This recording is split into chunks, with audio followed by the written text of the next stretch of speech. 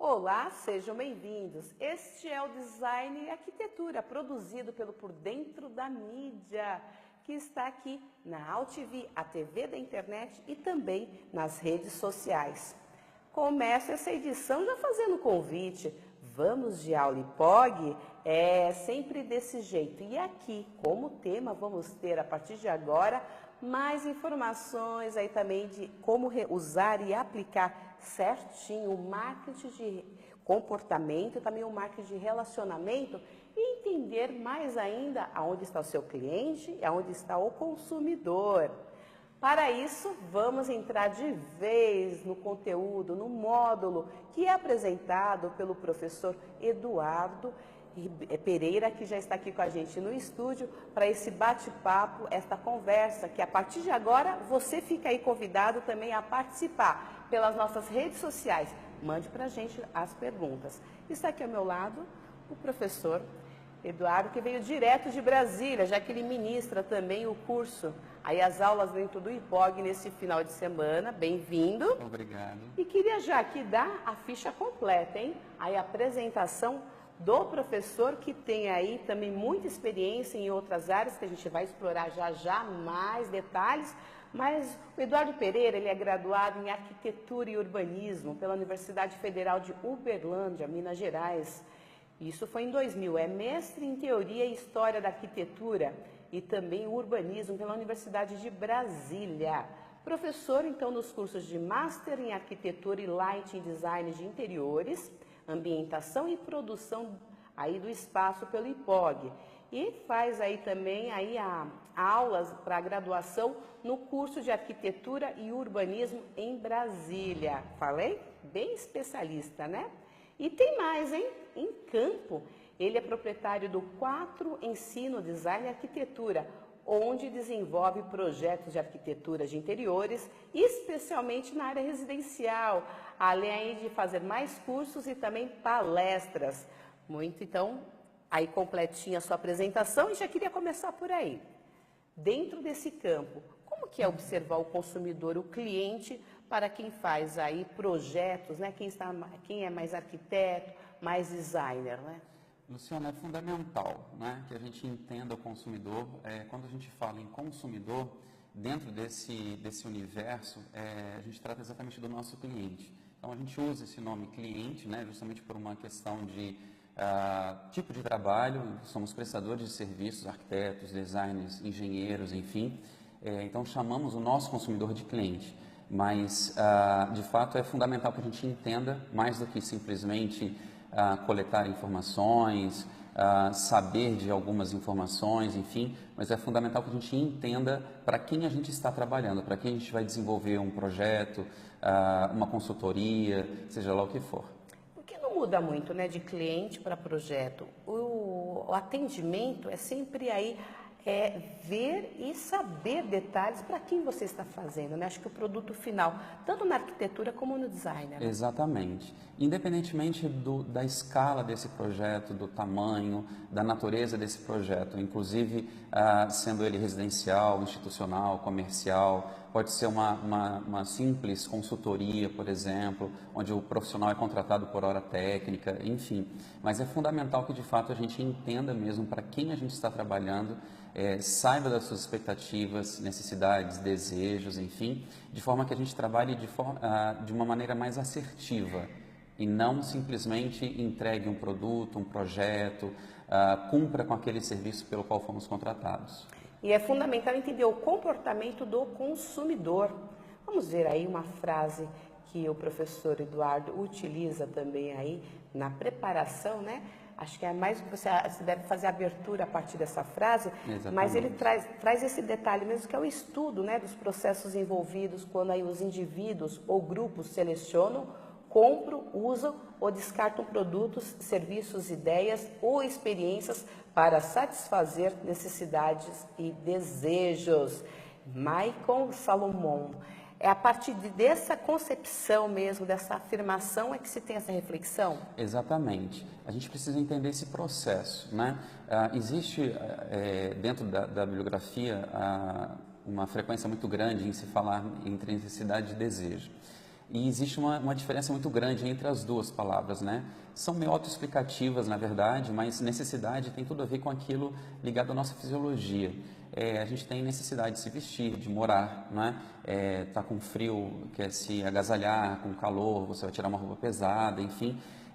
E o desejo é aquilo que a gente escolhe. Então, tudo que envolve necessidade, de certa forma, está ligado à nossa fisiologia, aquilo que a gente precisa para a nossa sobrevivência.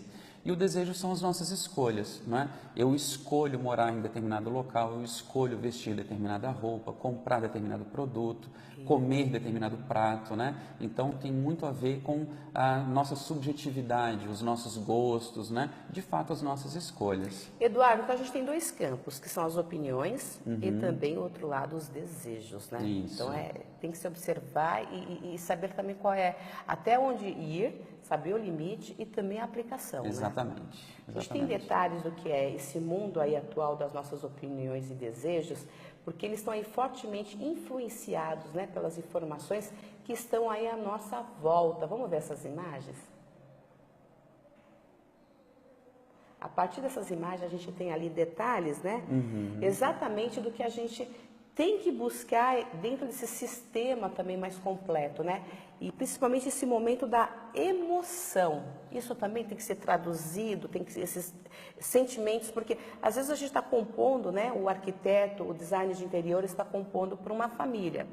E cada um tem o seu grupo também de desejos individuais, né? Exatamente. Dentro desse nosso assunto, né, de trabalho, duas palavras de ordem, como a gente costuma colocar isso em sala, inclusive, são valor e emoção. Valor é tudo que a gente procura. Muitas vezes, na verdade, até boa parte das vezes, a gente não tem plena consciência, né? Seja num restaurante ali no dia a dia, num restaurante mais refinado, num profissional da área da saúde, por exemplo, ao contratar um arquiteto, um designer de interiores, enfim. Então, tudo que a gente compra, tudo que a gente contrata, a gente enxerga ali valor. A gente não compra o produto, isso é uma máxima dentro dessa área, né? A gente não compra o produto, a gente compra o valor. A gente não contrata um serviço, a gente contrata, entre aspas, um valor, né? Seja ele o profissionalismo, pontualidade, comprometimento, experiência, enfim. Então, o valor é determinante no processo de compra, no processo de contratação. E emoção é justamente aquilo que nos move, né? É justamente aquilo que entre aspas, bate o martelo, faz com que a gente bata o martelo. Sabe aquela escolha, aquela decisão? Exatamente. Está em dúvida, né? Você Exatamente. vai mesmo com o comportamento. Exatamente, pela emoção. Nós somos levados pela emoção ao contratar um serviço de um profissional. E isso a gente está falando dentro do composto, que é o marketing de relacionamento, né? Mas a gente tem aí esferas, também etapas dentro disso, né? Mas vamos começar do seguinte, o que então é o marketing, mesmo para nossas áreas de arquitetura e de design? É a ciência e a arte de proporcionar valor, justamente isso que a gente estava falando, né? Aquilo que a gente compra, aquilo que a gente vende. Não é a arte de vender simplesmente, mas de proporcionar valor àquele produto, àquele serviço prestado por parte do profissional. Muito bacana, né? E o marketing, ele passa por essa utilização desses itens e instrumentos, mas ele faz também a composição do quê? Se você está do outro lado, observe, né? Dê oportunidade também de você ser um profissional que abre leques para se ampliar também dentro do marketing também de comportamento, de relacionamento, vice-versa, né? Exatamente. Inclusive, até aproveitando, quando a gente fala de marketing de relacionamento, diferentemente de programa de relacionamento, como boa parte das pessoas participam, né? Então, seja ele um programa de milhagens numa empresa aérea, um cartão fidelidade numa lavanderia, num posto de gasolina, por exemplo, num lava-jato, enfim, esses programas de relacionamento normalmente são criados para que as empresas aproximem os seus clientes delas mesmas, né? Para que eles enxerguem alguma vantagem em consumir, em contratar aquele serviço. No caso de uma empresa aérea, por exemplo, ela não vende um produto, ela presta um serviço. né? O lava-jato, o cabeleireiro, o barbeiro, enfim. Então, as empresas normalmente criam programas de relacionamento de forma a estreitar essa relação, a fazer com que o cliente enxergue uma vantagem em consumir naquele local, com aquela empresa. O profissional prestador de serviços, ele cria ou desenvolve, melhor dizendo, o que a gente chama de marketing de relacionamento, né? Que visa inclusive a fidelização dos clientes. E a fidelização dentro da arquitetura e do design é uma coisa importantíssima, né? Fundamental. Porque começa com um projeto. Hoje, esse ano eu estou com um filho, queria fazer uma alteração, um quarto para o bebê. Exatamente. Aí esse bebê cresce. Então vamos chamar aquele profissional, aquele designer, aquele arquiteto para dar continuidade, né? Exatamente. Isso Acho é um que a ponto fidelização está muito, né, super. próxima aí. Inclusive existe um número já de um certo tempo para cá, ele varia minimamente, que coloca claramente isso, né? Hoje, aproximadamente 95% dos nossos clientes, dos clientes de um profissional Sim. que pratica o marketing de relacionamento, são os chamados clientes fiéis. O que é um cliente fiel de um prestador de serviços? É justamente aquele cliente que retorna porque gostou do trabalho, ele ficou satisfeito com o serviço prestado, e também aquele cliente que indica o trabalho dele. Somente 5% dos clientes são clientes que chegaram até ele através das redes sociais ou de uma placa de obra, por exemplo, né? Ele procurou, independentemente de indicação, ele foi ali no Google, por exemplo, ele digitou arquiteto, design de interiores, o nome da cidade, enfim, e procurou, e ele encontrou daquela forma. 5% são clientes que chegam dessa forma. Os outros 95%, ou seja, 19 em 20, né? Chegam através de uma indicação, retornam porque gostaram do trabalho daquele profissional que foi prestado num outro momento para ele mesmo. Enfim, então é imprescindível, né, que a gente entenda o cliente, que a gente vise essa fidelização. Visar a fidelização traz mais clientes, né? Isso na prática, a gente vê isso. Isso a gente consegue enxergar de fato na prática. E dentro do que a gente sabe também, a gente ouve muitos profissionais, até com mais tempo de carreira, né, reclamando: puxa, eu não consigo mais fechar só projetos, né? Eu mando orçamento, eu me esforço, eu faço novidades, mas na hora da decisão o consumidor, o cliente não está vindo, não está falando sim, né? Não tá tendo esse retorno. Porque existe uma tomada de decisão que a gente tem que observar mais da outra parte, né? Exatamente. Inclusive, quando a gente fala de marketing de relacionamento, a gente fala de uma postura, de uma ciência, de uma arte que se inicia exatamente naquele momento em que o cliente procura pelo profissional. Quando ele manda uma mensagem, ele telefona, ele manda um e-mail, tentando marcar um horário, por exemplo, enfim, a partir daquele momento se inicia um processo de marketing de relacionamento. Vamos ver também aí algumas imagens do que é esse processo, essa etapa de decisão, porque isso influencia muito, viu? Isso faz alavancar o escritório, a carreira, inclusive se descobrir também em outros nichos, em outros setores, quando você começa também a dar oportunidade, porque o processo todo de marketing, de relacionamento, de composição, de outras etapas na hora da decisão e a instrumentação para a comercialização, para a prestação de serviço, ela passa também por decisões. E olha o que a gente está vendo ali, ó, professor Eduardo, exatamente aí o cérebro humano, gente. Porque a gente está lidando numa relação humana, as pessoas têm que passar aí por entendimento para se tomar decisões. E na hora da contratação vai ser da mesma maneira. Então, você desse outro lado, volta por favor um pouquinho no cérebro. Você do outro lado precisa saber que existe ali, pelo perfil de comportamento e perfil das pessoas, a decisão vai pela essa caixinha aí craniana desse jeito. Queria que você explicasse um pouco mais, porque eu acho interessante desse mundo do marketing de relacionamento, a gente entrar um pouco mais nas questões humanas, né? Sim. Até porque é o que fundamenta essa relação, né? Isso aí é indiscutível. O que acontece? É muito comum a gente associar uma tomada de decisão ao nosso córtex, né? O neocórtex, que é o responsável pela razão. do ser humano. Mas nós temos outras regiões bem distintas, que é o reptiliano. Atenção, a gente está em arquitetura e design, é isso mesmo. Exatamente. É que o professor é especialista, está te acrescentando. Vamos lá. Então, o que acontece? O reptiliano, o chamado cérebro reptiliano, essa região, é responsável pela nossa sobrevivência. É a região que nos coloca, por exemplo, com o pé atrás, em função de um comportamento que não está muito de acordo com um profissional que a gente tem um primeiro contato. É aquilo que nos faz comer ao sentirmos fome, por exemplo, tomar um copo d'água quando a gente sente sede, enfim, é justamente o responsável pela nossa sobrevivência.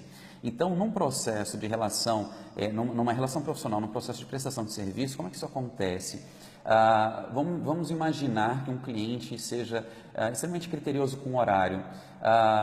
Se o profissional já no primeiro encontro, na primeira reunião, enfim, ele chega atrasado, aquilo cria uma resistência maior do que o normal, vamos chamar assim, né? Então, às vezes é naquele momento que essa informação chega para ele. Não, eu estou com o pé atrás, será que ele vai fazer isso de novo? Será que ele vai, enfim, será que ele é uma pessoa não comprometida, não é pontual, enfim, ou seja, é exatamente esse cérebro que está passando essa informação para o cliente.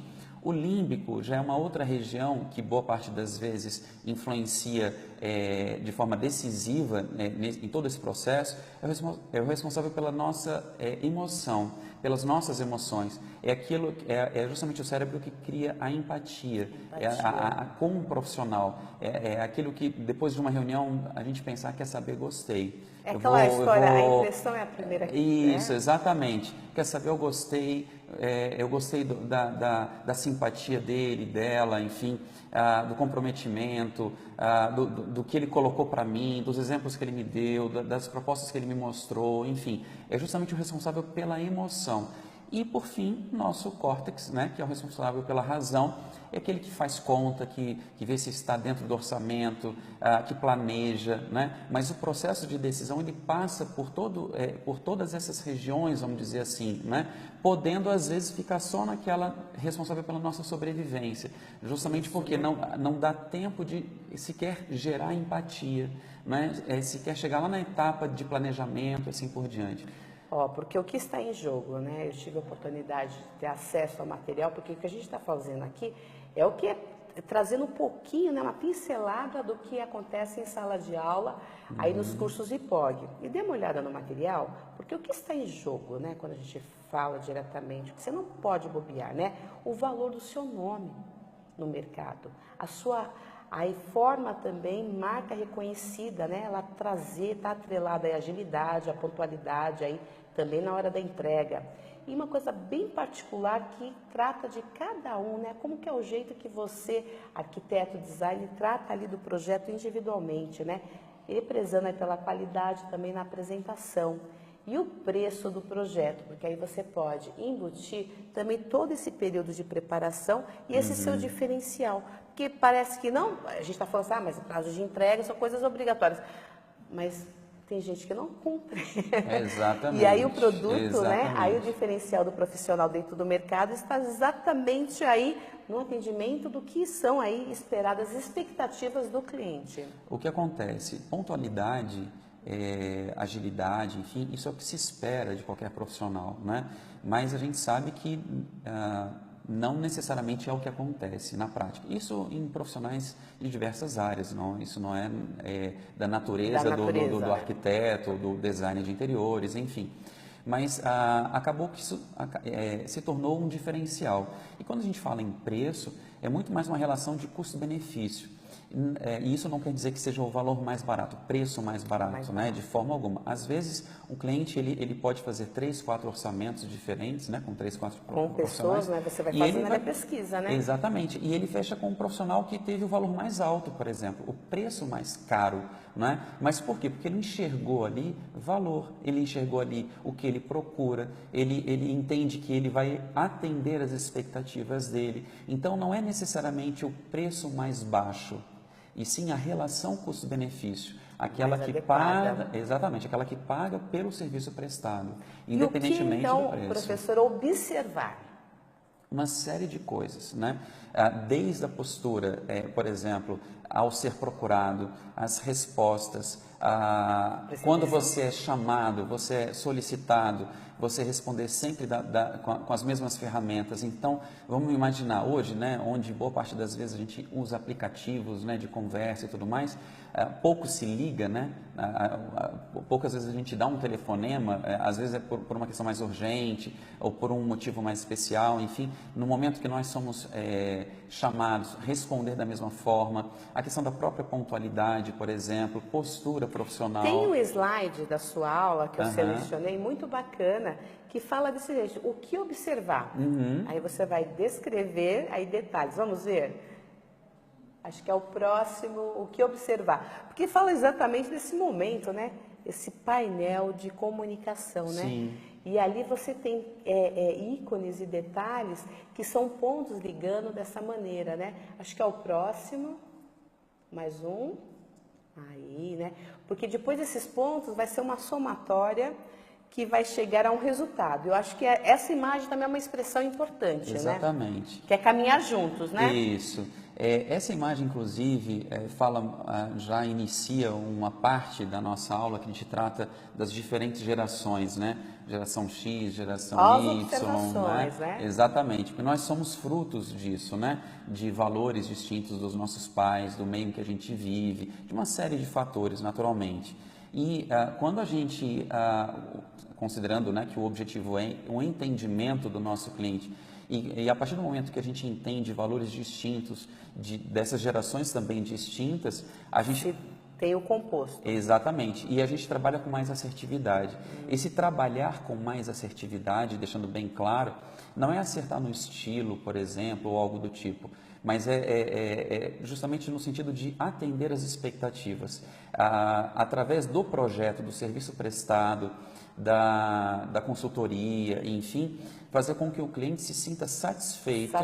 Com o serviço prestado. Acho que todo profissional, né, quer ver sem dentro dúvida. Desse composto, e para a área mais de arquitetura e design, você vê depois realmente, porque é o físico, né, a construção, é a reforma, é a ambientação, é a produção daquele espaço e ver o sorriso, a utilidade, realmente a ergonomia pensada, ali toda a estrutura funcionando, como foi ali Exatamente. o pedido do cliente, como você desenvolveu, como você aplicou. Acho que é uma grande satisfação, né? Claro, com certeza. E tudo passa por onde? Acho que a gente tem que ter aí, inicialmente, dentro da carreira também, e das profissões para arquitetura e design, uma palavrinha que é básica, né? Você fazer o entendimento, mas por um briefing, né? Exatamente. Eu gosto muito da palavra anamnese. É uma palavra muito utilizada na medicina, por exemplo, que significa a investigação, né? Então, por exemplo, se você procura um profissional da medicina, um médico, enfim, e você relata um caso de uma doença na família, por exemplo, supostamente ele vai fazer uma investigação para saber das possibilidades de você ter aquilo, enfim, né? Então, o briefing é como a gente utiliza, como a gente faz, enfim, é o que a gente faz e deve fazer naturalmente, né, com o nosso cliente, mas eu vou mais longe um pouquinho. A gente usa a palavra briefing, mas a anamnese eu acho que ela ainda mais adequada. Por quê? Porque é uma investigação que a gente deve fazer, naturalmente respeitando os limites da privacidade, né, dos nossos clientes, mas sempre investigar. Investigar em que sentido? No sentido de entender, de conhecê-lo melhor. E não simplesmente montar um programa de necessidades, por exemplo, que naturalmente é algo bastante elementar, né? Qual a sua necessidade? Eu preciso disso aqui, ali. Se for um projeto mesmo de arquitetura, ele vai provavelmente apontar uma quantidade de quartos, por exemplo, uma área específica para determinada atividade, enfim. Se for uma reforma, um apartamento, uma loja, né? Enfim, mas a partir do momento que a gente entende, que a gente compreende as necessidades dele, ou seja, através de uma investigação, né, gerada por uma conversa, naturalmente, essa assertividade que a gente tanto coloca, ela fica mais próxima daquilo que a gente deseja. Então, a anamnese, no caso, né, feita no próprio briefing, ou seja, essa investigação, essa conversa, esse entendimento, enfim, é um dos pontos fundamentais dessa relação profissional, sem dúvida. Muito bem, esta foi aí nossa aula, né, o nosso jeito de fazer aqui entrevista, trazendo o conteúdo mesmo que está sendo aplicado e aperfeiçoamento aí de profissionais que buscam pós-graduação, cursos no IPOG. O professor é IPOG. Ele veio de Brasília, ele circula também em outras unidades aí pelo país, que o IPOG está em todo o país, né? E sexta, sábado e domingo vai ficar com a gente aqui em São Paulo? Exatamente. É? E como está essa escala? Veio de onde? Veio de Brasília? De Brasília, estou aqui agora. Em novembro são 3 turmas. Ai, que bom, Exatamente. Viu? Então, quem tiver mais interesse, eu vou deixar aqui os detalhes sobre o IPOG, né? Que aqui em São Paulo, a unidade fica na Avenida Paulista, número 807, Bela Vista. O telefone é DDD 11 3251 1560. E para achar o IPOG na internet, é só hashtag ou então direto aí @IPOG, IPOG São Paulo, IPOG Brasil, só IPOG, viu? Este é o jeito aí de trazer detalhes para você por meio de entrevista do Design e Arquitetura. Terminamos mais uma edição, mas vamos voltar na próxima semana. Mas antes do meu tchau, um alô, né?